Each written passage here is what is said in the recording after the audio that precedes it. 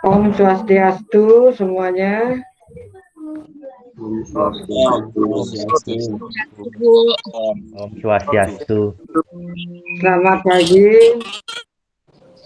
Selamat pagi. Sehat semuanya ya. Ibu. Sehat semuanya. Ya. Sehat. Ya. Sangat senang Ibu dapat melihat untuk pertama kali wajah-wajah kalian yang cantik-cantik dan bagus-bagus ya, sudah di SMA ya. Ibu harapkan kalian meminati biologi karena kalian memilih peminatan IPA, sains, tadi biologi, kimia, fisika itu makronya ya. Nah, di SD, SMP anak sudah dapatkan biologi ini, kemudian di SMA juga anak dapatkan ini lebih lanjut sampai 3 tahun ke depan gitu ya. Nah, situasi pandemi tidak akan menjadi halangan karena kalau anak disiplin belajar, Ibu rasa kalian akan sukses ya. Nah, itu harapan kita semuanya. Baik, nak ya. Sebelum kita melaksanakan kegiatan, mari kita menundukkan sejenak dengan berdoa menurut agama dan keyakinannya. Berdoa mulai.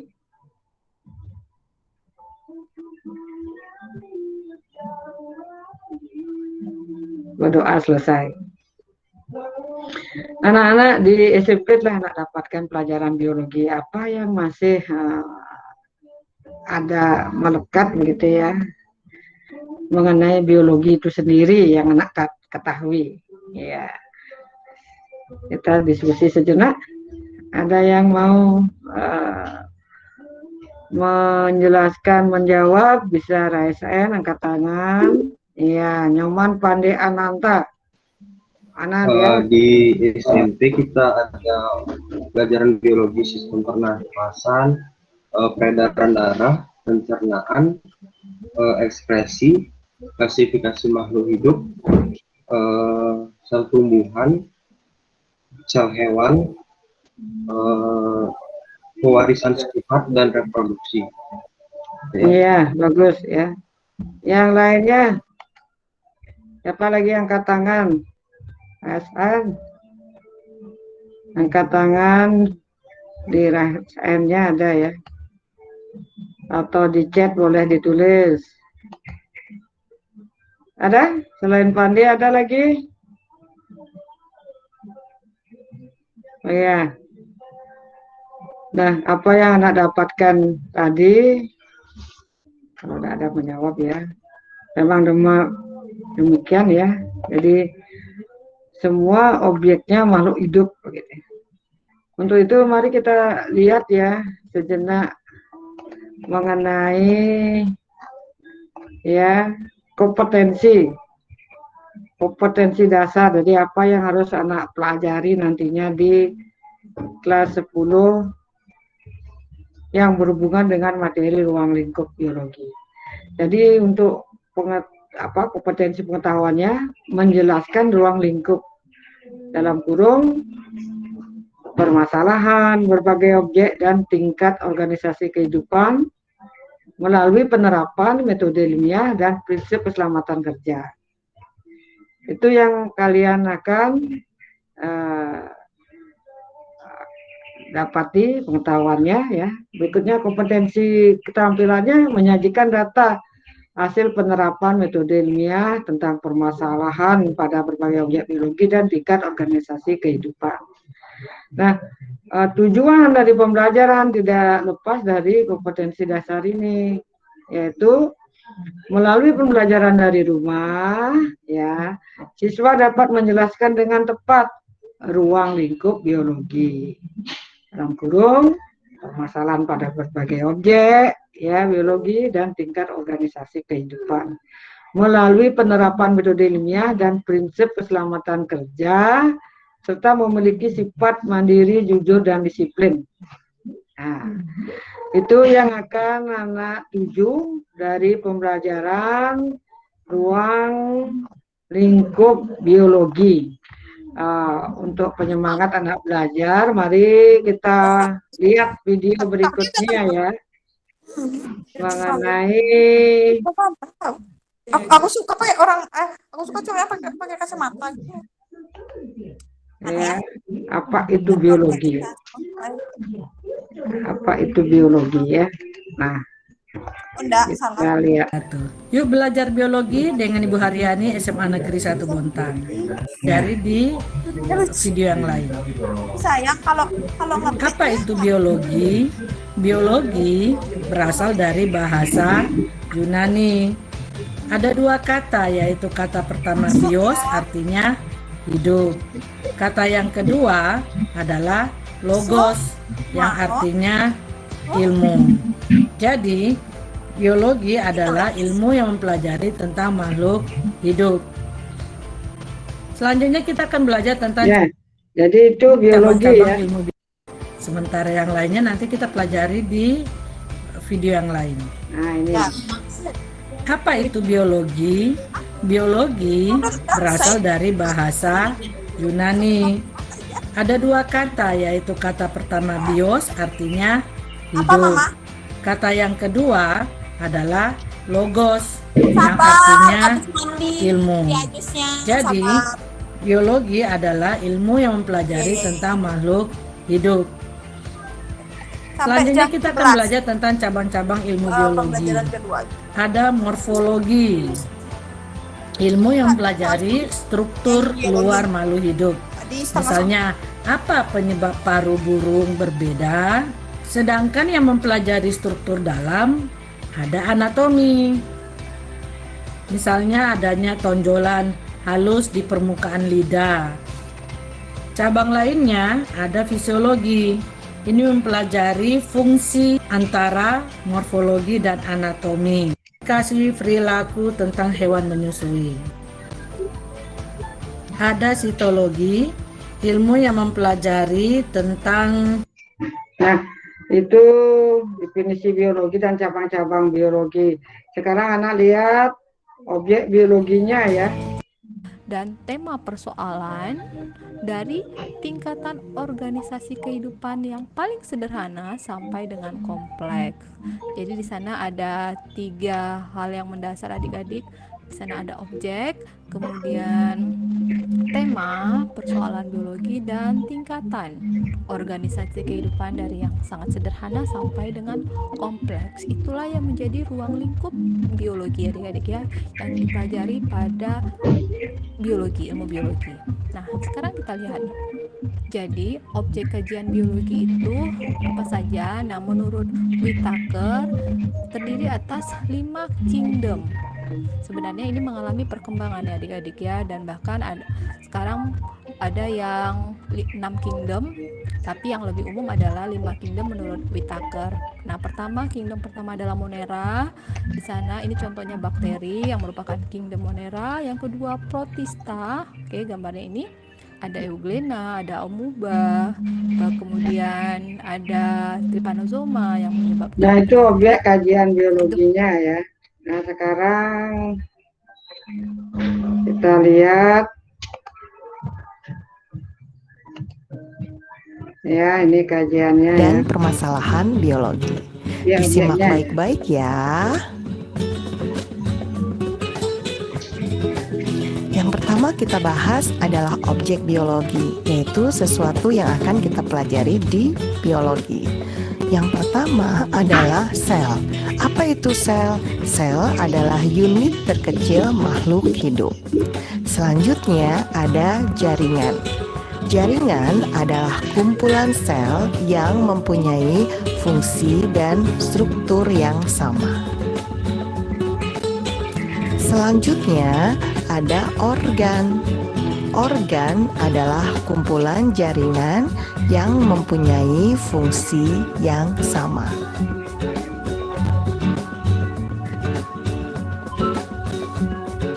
Selanjutnya ada sistem organ. Sistem organ adalah kumpulan dari organ yang mempunyai fungsi yang sama.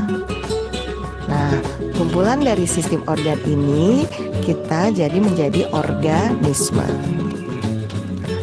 Dilanjut ya, objek biologinya, organisme atau individu. Kemudian ada populasi. Populasi adalah kumpulan organisme atau individu yang sejenis yang menempati tempat dan ruang yang sama dan waktu yang sama pula. Nah, kumpulan dari populasi yang menempati habitat yang sama kita sebut dengan komunitas. Sedangkan ekosistem adalah hubungan timbal balik antara faktor biotik yaitu makhluk hidup dan faktor abiotik lingkungan atau hubungan antara komunitas dengan habitatnya. Nah, kumpulan ekosistem yang mempunyai iklim yang sama kita sebut dengan bioma. Sekarang kita akan membicarakan tentang permasalahan biologi ya. Permasalahan biologi yang pertama adalah permasalahan biologi di tingkat sel. Contohnya, terjadinya pecahnya sel darah merah akibat infeksi virus atau bakteri. Ada juga permasalahan di tingkat organ. Contohnya, adanya reaksi penolakan tubuh terhadap transplantasi atau pencangkokan organ hati. Nah, contoh permasalahan biologi yang lainnya itu ada permasalahan di tingkat populasi. Contohnya, penyebaran COVID-19 antar manusia. Selanjutnya, ada permasalahan di tingkat ekosistem. Contohnya adalah penggundulan hutan untuk pembukaan kebun mengancam satwa liar. Jadi, permasalahan biologi bisa kalian cari sendiri ya. Contoh yang lainnya. Nah, selesai sudah pemaparan. Nah, itu anak sudah simak tadi ya beberapa video yang Ibu pilihkan ya, itu dari objek biologi, apa itu biologi, objek biologi, kemudian cabang-cabang biologi dan permasalahan biologi. Ya, mari kita lihat ya. Objek biologi, apa yang dimaksud dengan objek biologi? Itu tiada lain segala sesuatu yang hidup seperti tadi ya. Ada 5 kingdom menurut Whitaker ya. Manusia, hewan, tumbuhan, ya secara anatomi manusia termasuk hewan. Hewan, tumbuhan, mikroorganisme. Kalau menurut Whitaker ya ada monera gitu ya. Kemudian permasalahannya itu terjadi didapati dari objek biologinya gitu ya. Semua objek kajian biologi dapat dikaji mulai dari tingkatan yang terendah ya, tingkatan organisasi kehidupan ya, molekul, sel, jaringan, organ, sistem organ, individu, populasi, komunitas, sampai biosfer. Nah, lihat tingkatan ini molekul ya. Mengapa molekul termasuk dalam tingkatan organisme kehidupan? Karena dari molekul dapat menyusun unsur-unsur, jadi unsur-unsur yang membentuk satu senyawa gitu ya, yang lebih kompleks nantinya bisa menyusun substansi dasar kehidupan berupa apa? Protoplasma. Setiap makhluk hidup memiliki protoplasma ya. Nah, itu nak ya. Ya. Ini zat parti, nasi, kemudian ada protein nabatinya juga ya. Nah, berikutnya tingkatan sel. Ya, nah akan lebih banyak dapat di kelas 11 ini ya, tingkatan sel ya. Sel hewan, sel tumbuhan, begitu ya. Berikutnya lebih kompleks dari sel meningkat menjadi tingkatan jaringan. Jaringan, anak perhatikan di sini pada organ daun, kalau diiris diamati di bawah mikroskop. Nah ini tersusun atas banyak jaringan dia. Epidermis, jaringan pagar, jaringan bunga karang, gitu ya. Ini juga jadi sel-selnya bentuknya sama, bentuk jaringan dia ini juga ya. Kemudian beberapa jaringan membentuk organ, baik itu organ pada hewan maupun organ pada tumbuhan. Kalau pada tumbuhan organnya apa saja begitu ya. Nah ini akar, daun. Ini kalau hewan ini organnya ya. Nah ini ada mata ya. Ini daun kalau tumbuhan. Nah organ-organ ini akan membentuk suatu sistem organ ya. Kalau pada tumbuhan tidak ada sistem organnya, tapi kalau pada hewan ada sistem organnya. Misalnya ini organ-organ pernapasan, paru-paru, trakea, ya laring, hidung, membentuk organ sistem pernapasan.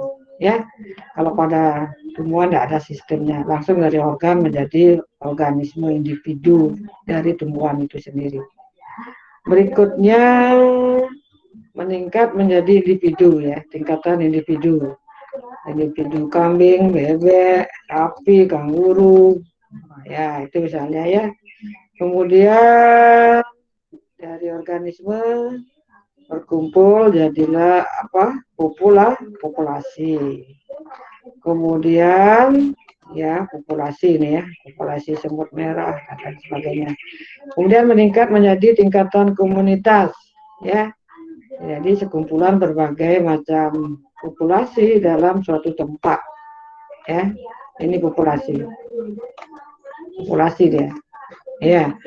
Nah kemudian populasi saling berinteraksi akan menimbulkan tingkatan ekosistem.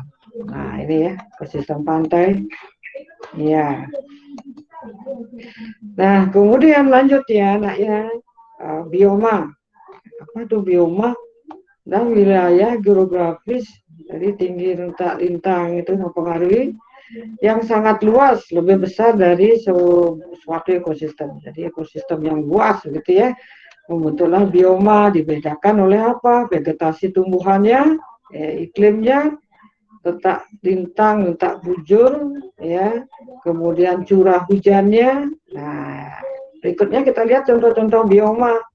Ada bioma tundra, ada bioma taiga, ada gurun pasir. Nah ini konifer ini, taiga ya, tumbuhan yang dicirikan dengan konifer, ya, tumbuhan jarum-jarum. Nah ini ya, padang rumput, ya taiga, tentunya akan dipengaruhi vegetasinya, hewan dan tumbuhannya di sini, curah hujannya. Anak bisa perhatikan pada gurun, bioma gurun. Perhatikan hewannya, hewan apa ada di gurun, ya, sebutkan ya, curah hujannya berapa per titik per tahun gitu. Misalnya kurang dari 25 cm gitu misalnya ya. Yang kita di Indonesia yang ini ya, bioma hutan hujan tropis ya. Ini tundra kayak lumut tapi di gurun. Nah, ini beruang es. Nah, itu ya. Nah, berikutnya cabang-cabang biologi seperti anak tadi lihat di videonya, banyak sekali ada cabang-cabang biologinya. Ini tergantung disiplin anak menghafalkannya ya. Parasitologi, organisme parasit, zoologi, hewan gitu dikaji ya. Paleontologi, organisme masa lampau, teratologi, cacat tubuh anak bayi dalam kandungan, mikrobiologi, mikroorganisme dipelajari, anatomi, morfologi, entomologi, dan banyak lagi ada dihafalkan gitu ya. Makanya ketekunan anak menghafalkan, bila perlu dicatat, ditaruh di dinding, di tembok, baru bangun hafalkan dua, lama-lama kan hafal ya. Berikutnya, apa manfaat mempelajari biologi? Tadi sudah disebutkan manfaatnya ya. Misalnya sel darah merah pecah gitu misalnya ya, bisa diobati tidak gitu ya. Sekarang sesuai dengan kajiannya ya, manfaat di bidang pertanian gitu ya, ya ditemukan bibit-bibit unggul gitu ya. Nah ini ya, ini bidang pertanian. Di bidang peternakan ya, ada sapi unggul yang bisa menghasilkan susu gitu ya. Bidang kedokteran ya, ada transplantasi kulit ya, yang kena musibah kulitnya luka bakar apa, bisa direkonstruksi menjadi wajahnya seperti semula atau lebih bagus lagi ya. Ini ada transplantasi. Kedokteran yang punya itu, bayi tabung, yaitu ilmu kedokteran itu ya, termasuk menangani pandemi COVID sekarang ya, para medis dan dokter sangat berperan ya. Untuk itu jaga bersama-sama kita sebagai ya makhluk hidup, saling tolong menolong ya. Berikutnya bidang industri. Nah ini mikroorganisme yang berperan di bidang industri apa, misalnya seperti bakteri gitu ya, yang dilemahkan dimasukkan dalam suatu proses membuat minuman Yakult, yang food yang begitu ya, yang industri ini. Selanjutnya bidang perikanan ya, tambak-tambak yang banyak untuk buat udang. Nah ini ya, hutan mangrove, ikannya akan banyak berkembang di sini, ada udang gitu ya.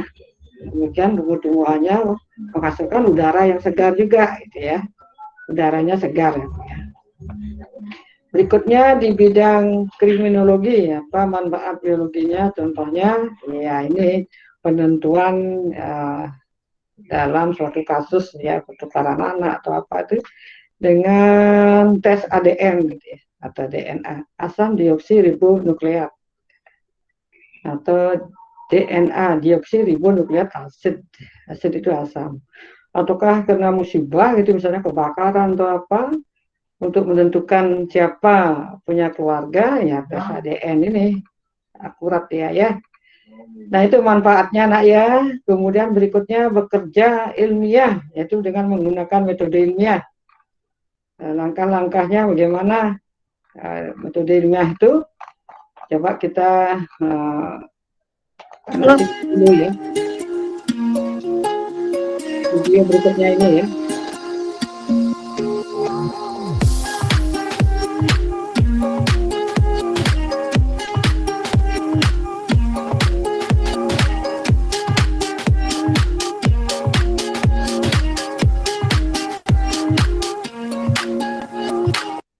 Ya, jadi anak mulai dari amatan ya, ada masalah diamati, observasi. Ya, mempertanyakan. Jadi bertanya, kemudian menjawab sementara. Lakukan uji coba, disimpulkan. Ya, jadi secara sederhana ini anak perhatikan yang baik ya. Ada pupuk.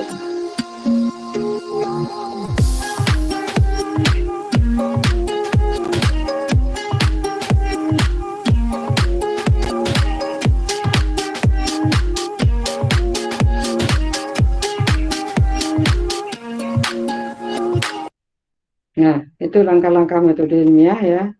Tidak boleh ditukar-tukarkan langkah-langkahnya, harus sesuai urutan gitu ya. Langkah-langkah dari metode ilmiah. Pertama ya, ada masalah, anak rumuskan masalahnya dalam bentuk tanya begitu ya. Apakah ada hubungan begitu faktor luar dengan pertumbuhan itu misalnya kan bisa ya gitu ya. Kemudian menyusun kerangka berpikir, susun kerangka berpikirnya, landasan teorinya dicari. Ini masih dalam observasi ya, tulis. Kemudian rumuskan hipotesisnya, jadi jawaban sementara dari permasalahan ya. Di sini sudah tidak kata tanya hipotesis. Kemudian uji coba, Ada yang hipotesis 0, ada hipotesis H. Artinya kalau 0 itu tidak ada hubungan, gitu. Jangan dibalik ya. Ada beberapa jawaban yang keliru ya.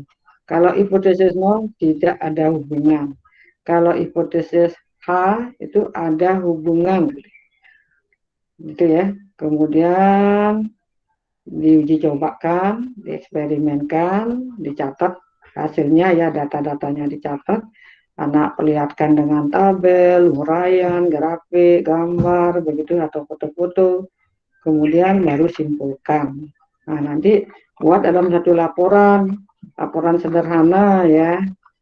Laporan sederhana, pendahuluan, metode penelitiannya, hasil penelitian, kesimpulan, daftar pustaka. Jadi kalau ada anak mengopi atau menambahkan atau mengambil sumber, cantumkan di sini ya, dari internet ya apa gitu. Bukan banyaknya kata-kata yang diharapkan, tapi langkahnya itu yang tepat, itu yang Ibu harapkan ya. Kalau kata-kata bisa copy paste gitu, ya itu ya. Urutan tahapan metodenya itu yang anak lakoni dalam berproses berpraktikum. Nah itu Kak ya, mengenai langkah-langkah metodenya. Jadi di sini ada KPD contoh ya. Assalamualaikum. Nah, itu adalah hipotesis dugaan sementara. Dan ketika pengamatan, kemudian kalian melakukan sedikit riset nih dengan memikirkan terakhir kali di mana ya. Nah, itu adalah pengumpulan data. Kemudian kalian menduga bahwa itu mungkin ada di saku celana deh, kemarin kuletakkan. Nah, itu adalah hipotesis dugaan sementara. Dan ketika memeriksa celana kalian, maka saat itu kalian melakukan eksperimen. Tetapi sains dan kehidupan tidak selalu berjalan sesuai rencana, dan kalian tidak menemukan ponsel di saku celana tersebut. Jadi kalian melakukan pengamatan kedua dan berpikir serta mengingat kira-kira kemarin melakukan apa ya. Selanjutnya, kalian mengingat kembali bahwa ponsel itu diletakkan di ransel selama di sekolah. Nah, ini adalah hipotesis yang kedua. Kemudian kalian memutuskan untuk memeriksa ponsel tersebut di ransel. Dan ini adalah eksperimen yang kedua. Dan ternyata betul dugaan kalian. Ponsel tersebut ada di dalam ransel. Dan ini adalah kesimpulan. Peristiwa yang kamu alami ini lalu kamu ceritakan ke temanmu atau men-share. Ini adalah publikasi. Apa yang kamu alami dari awal sampai kamu menemukan ponsel tersebut, jika kita urutkan langkah-langkahnya, maka kita akan mendapatkan langkah metode ilmiah. Ada pengamatan, kemudian kita melakukan pengumpulan data, bisa di sini nanti rumusan masalah, kemudian kita melakukan dugaan sementara, kemudian kita melakukan kegiatannya, dan kita lakukan kesimpulan, dan terakhir kita publikasi. Ini setiap hari anak lakukan ini. Jadi setiap hari anak melakukan metode ilmiah gitu maksud Ibu ya. Jadi demikian sudah dibuatkan. Sekarang dikasih contoh ini ya. Lakukan penelitian disebut peneliti.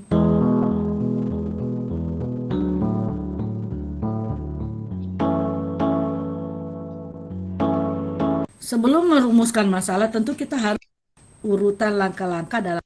Sebelum merumuskan masalah, tentu kita harus memiliki masalah yang harus diteliti. Anda ingin mengetahui hasil tanaman cabai yang diberi pupuk kompos dengan tanaman cabai yang tidak diberi pupuk kompos. Masalah yang kita punya ini kita akan rumuskan dalam bentuk kalimat tanya. Pengaruh pupuk kompos terhadap pertumbuhan tanaman cabai.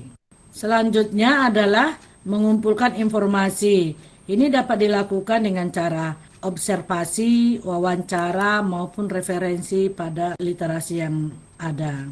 Langkah berikutnya adalah melakukan dugaan sementara atau dikenal dengan istilah hipotesis. Kita akan menjawab dari rumusan masalah tersebut, yaitu pupuk kompos ini berpengaruh terhadap pertumbuhan tanaman cabai. Selanjutnya adalah melakukan eksperimen dengan beberapa perencanaan, menyediakan alat dan bahan, melakukan langkah-langkah dengan menyiapkan kelompok eksperimen yang akan diberikan perlakuan dengan kelompok kontrol. Di dalam melakukan eksperimen, diperlukan variabel sebagai bahan observasi. Ada variabel terikat, yaitu hasil dari perlakuan yang berbeda dalam percobaan. Kemudian variabel bebas, perlakuan yang berbeda-beda dalam percobaan. Yang ketiga adalah variabel kontrol, variabel yang dibuat sama atau konstan. Pengaruh pupuk kompos terhadap pertumbuhan tanaman cabai, maka variabel bebasnya adalah pupuknya. Kemudian diberikan taraf perlakuan, yaitu dengan memberikan pupuk dengan dosis yang berbeda-beda. Sedangkan variabel terikat adalah hasil dari perlakuan. Nah, di sini kita mendapatkan pertumbuhan tanaman cabai. Variabel kontrol yaitu variabel yang konstan, baik pemberian airnya, besar potnya, banyak tanamannya, jenis cabainya, cahaya matahari, frekuensi pemupukan, semuanya harus diperlakukan sama tanpa pemberian pupuk kompos. Contoh lain dari suatu penelitian adalah pengaruh air terhadap pertumbuhan panjang daun bawang. Maka kita akan mendapatkan variabel bebasnya adalah air. Yang kedua, variabel terikatnya adalah daun tanaman bawang. Terakhir adalah variabel kontrol, yaitu adalah tanaman bawang tersebut. Langkah berikutnya adalah menganalisis data. Setelah kita melakukan eksperimen, tentu kita mendapatkan data-data baik misalnya panjang daun bawang, tinggi tanaman cabai. Setelah itu kita buat kesimpulan atau jawaban dari hipotesis. Setelah melakukan penelitian, tentu kita akan mengkomunikasikan hasil kita kepada orang lain dalam bentuk laporan tertulis, atau misalnya dapat dilakukan dalam forum diskusi atau dalam bentuk seminar. LKPD-nya memiliki tujuan pembelajaran. Jadi itu Ibu perkenalkan langkah-langkah metode ilmiahnya dengan contoh-contohnya supaya lebih mengerti tahapannya gitu ya. Jadi menurut kompetensi dasarnya kan anak mampu menerapkan percobaan itu. Jadi demikian untuk materi ruang lingkup biologi nak ya. Jadi anak mulai dengan objek dan permasalahan biologi, objek permasalahan biologi, kemudian cabang-cabang biologi, manfaat mempelajari biologi, ya, kemudian metode ilmiah. Nah, mengenai keselamatan kerja, silakan anak buka buku paketnya, cari gambar-gambarnya, di sana ada lengkap ya. Kebanyakan kimia, fisika, ada juga radioaktif itu ya. Kemudian kimianya ada korosif, yang itu simbol-simbol itu anak kaji dengan bagus ya. Nah, Ibu cukupkan presentasinya demikian ya. Lebih banyak anak dapatkan nanti di buku-bukunya ya. Nah, sekarang coba Ibu ingin kalian bertanya jawab, berdiskusi informasi. Jika ada pertanyaan mengenai ruang lingkup ini ya, silakan ditanyakan ya. Sebut nomor absen dan nama. Di chat juga boleh ditulis ya. Di chatnya ada? Oh, belum ada chatnya ya.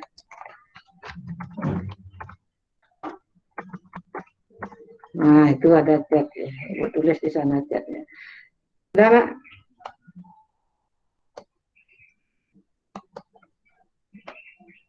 Ya, sebut nama dan Agung slide meeting, Agung Rakasri, meetingnya keluar. Siapa yang mau bertanya, nak? Angkat tangan. Nyoman Pandey ya, dari tadi Nyoman Pandey, 34 ya. Misi Bu, saya nomor absen 34, dan saya Nyoman Pandey Antauja ya. Tadi saya lihat di videonya itu, yang metode ilmiah itu yang pertama itu merumuskan masalah. Sedangkan yang saya baca di LKS Biologi halaman 11 itu, yang pertama melakukan observasi. Nah, nanti kalau misalnya kita akan melakukan metode ilmiah itu, yang mana bakal dipakai? Coba ulang. Di video yang tadi saya lihat itu, yang pertama itu langsung merumuskan masalah. Kalau yang di LKS yang saya baca ini, yang pertama itu melakukan observasi dulu, baru merumuskan masalah. Merumuskan masalah. Nah, ya, kalau yang di lainnya observasi itu, iya. Ya, yang di LKS itu melakukan observasi. LKS apa buku paket? Di LKS, soalnya saya nggak dapat buku paket. Alasannya kenapa tidak dapat buku paket? Habis di sekolah Bu, belum ada disuruh ngambil lagi. Habis. Minta buku paket yang warna abu boleh ya. Yang penting kamu dapat buku. Biarpun nggak sama dengan sekelas, tapi dengan teman yang IPA kan semua ada. Pokoknya 3 covernya ya, hijau, coklat, dan abu. Anak boleh pilih yang mana. Kalau udah ada yang coklat, yang abu minta. Kalau kurang, nah ini permasalahannya. Lapor harus ya. Masa udah dapat buku anak? Itu ya. Sudah? Ada yang mau membantu Ibu? Mau jawab dulu? Pade ikut kira apa enggak? Enggak Bu. Anda, ya. Anak begini ya nak ya. Urutan metode ilmiah baku dari permasalahan. Jika muncul permasalahan, anak tulis dari permasalahan. Atau anak mencari permasalahan sendiri, observasi anak dulu. Gitu ya. Jika muncul permasalahan, anak mulai dengan permasalahan, dah. Kemudian anak observasi, dah. Kalau anak mulai dari observasi, pengamatan, setelah observasi anak tulis permasalahannya, gitu. Ya, pandai ya? Baik Bu, baik Bu. Ya, iya. Tidak ada salah dan benar. Cuma kalian menaruhnya di mana? Dah, urutan yang lainnya sama ke bawah. Itu ya. Baik Bu. Terapkan itu, jadi kalian mampu menerapkan, kan itu kompetensinya. Jadi perumusan masalah pasti dengan tanda tanya, gitu ya. Ya. Misalnya seperti tadi cabai gitu ya. Apakah ada pengaruh gitu pemberian pupuk dengan pertumbuhan cabai gitu. Itu kan rumusan masalah, ya. Setelah diamati baru membuat rumusan masalah, gitu ya. Observasi gitu istilahnya. Setelah rumusan masalah baru ada hipotesis, gitu ya. Nah, sudah membuat hasil laporan praktikumnya sudah apa belum, Pandi? Sudah Bu. Oh, sudah ya, baik. Jadi sudah menerapkan langsung. Itu akan lebih melekat ya. Ada lagi yang lainnya? Yang lainnya nak ya?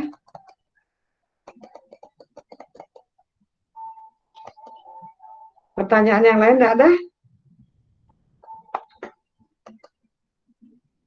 Tidak ada ya. MIPA. Kadek Adi Nugraha ya. Oke. Nomor 20. Silakan. Ini saya bertanya tentang objek kajian biologi, kan ada 5 kingdom. Tapi kan yang terbaru ada 6 kingdom. Apa yang kingdom ke-6, Bu? Itu aja. Iya. Ada yang mau menjawab enggak? Ada yang bisa membantu Ibu? 6 kingdom katanya. Apalagi 1 gitu. 6 kingdom. Ayo. 5 kingdom. Kalau 5 kingdom apa saja? 5 kingdom, yang pertama kingdom Monera, kedua Protista, 3 fungi, 4 Ya. lantai, 5 animalia. Tadi di videonya ada dibilang yang terbaru ada 6 kingdom. Saya nanya yang kingdom ke-6 apa? Iya, bagus ya. Bagus.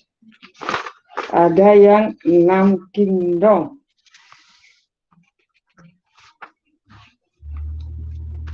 Jadi tumbuhan klasifikasi 6 kingdom.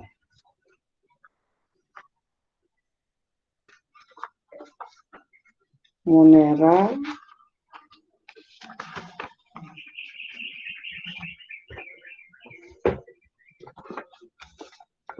kita lihat ya. Kalau di buku paketnya tidak ada, kita lihat di buku yang lainnya dulu ya. Nah, ya kalau 2 kingdom itu tumbuhan dan hewan, kalau 3 kingdom Tambah dengan apa? Lagi satunya? Tumbuhan, hewan,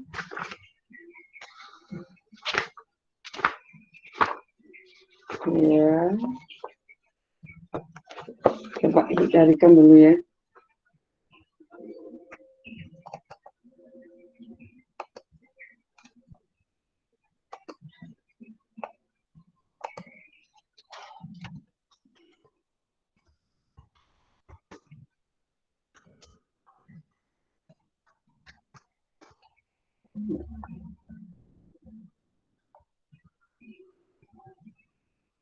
Nah, untuk yang 6 kingdom, Mak ya, ini yang bakterinya di gini nih, iya.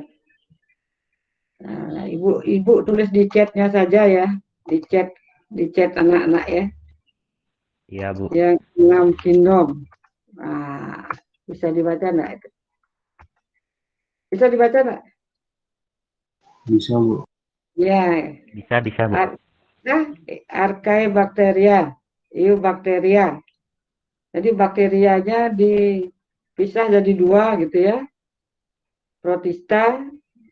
Ya, ini mikroorganisme semua ini.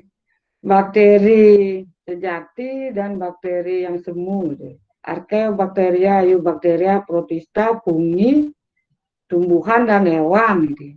Lantai dan animal. Jadi 6 ya. 1, 2, 3, 4, 5, 6 gitu. Tapi yang umum yang white taker punya ya, yang 5, termasuk sekarang kalian di SMA pakai yang 5. Kan Monera ini jadinya ya.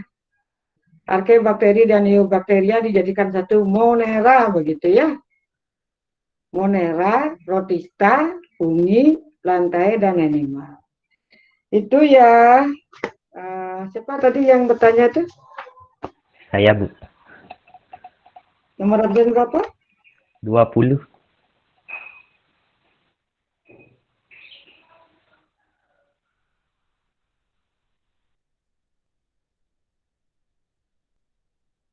Oh, ini yang menjawab ya. Yang ketemu. Yang tadi yang bertanya? Yang bertanya saya. Iya, nomor absennya dong nggak Absen kelihatan. 20. Oh gitu, nomor 20. Ya. Aldi Pramudia. Ya. Aldi Pramudia. Udah. Ada lagi? Ada?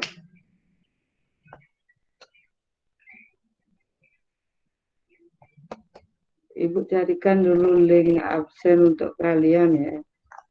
Link absen MIPA 2.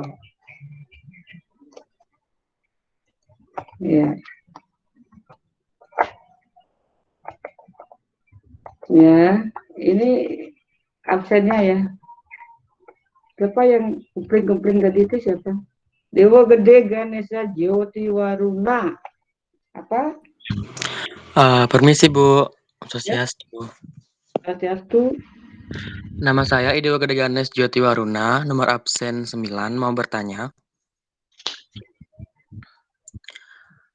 Apakah pembelajaran biologi dengan IPA itu sama?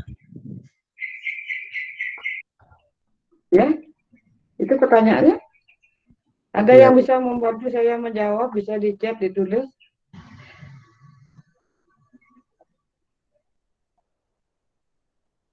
Ada? Apakah biologi sama dengan IPA gitu? Itu Ya, pertanyaannya ya, Dewi. Iya. Ya. Apakah sama ya biologi dengan IPA? Ada? Kalau enggak, Ibu simpulkan. Anak memilih peminatan IPA ya.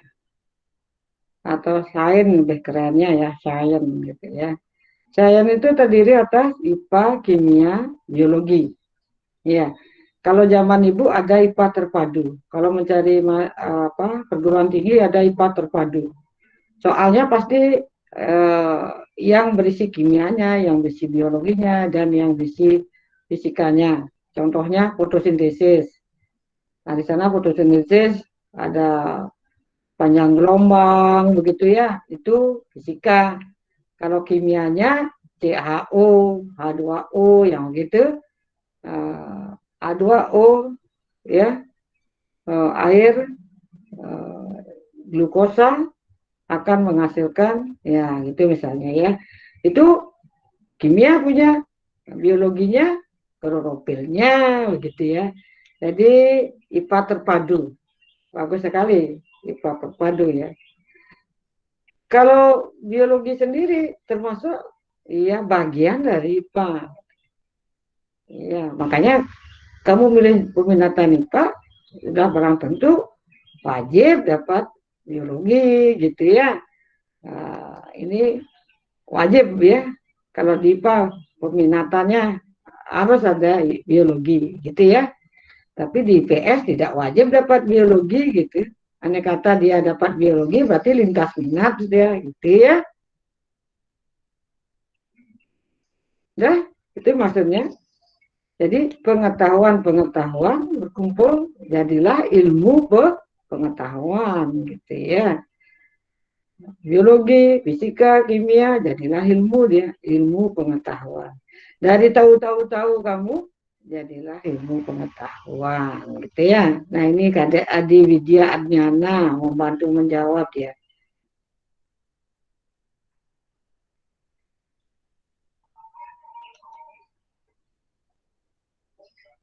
Nah, Kadek Adi Widyana mengapa tidak mau bicara Kadek Adi Widyana ya?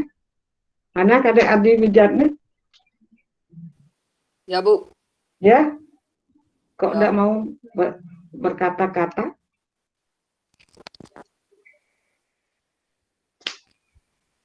Iya, dibaca dong jawaban anak.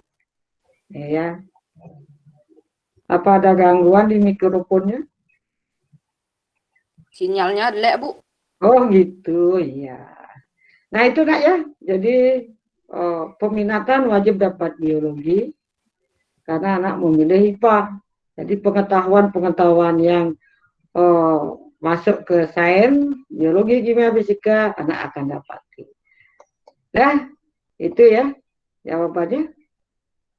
Semoga bisa diterima. Ada lagi? Iya, dari sekarang udah bisa anak isi absennya, kerjakan soalnya dengan baik.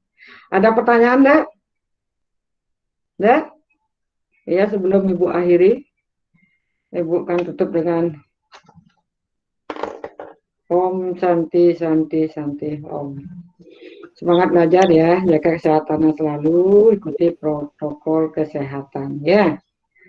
Jangan dipakai beban belajarnya, pakailah supaya anak senang gitu ya. Sekian, terima kasih. Silakan nak mengerjakan kuisnya ya. Dengan baik, linknya sudah ada di chat ini, jangan dibawa keluar. Yang tidak hadir jangan dikasih ya. Sekian, terima kasih Nak ya, Ibu akhiri ya. Dah? Terima kasih, Ya, Bu. ya boleh. Terima kasih, Bu. Boleh ya.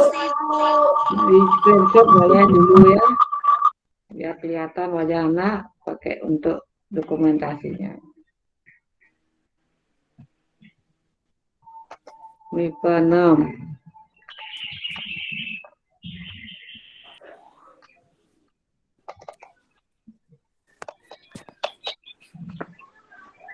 Ya, buka kameranya ya, buka kameranya.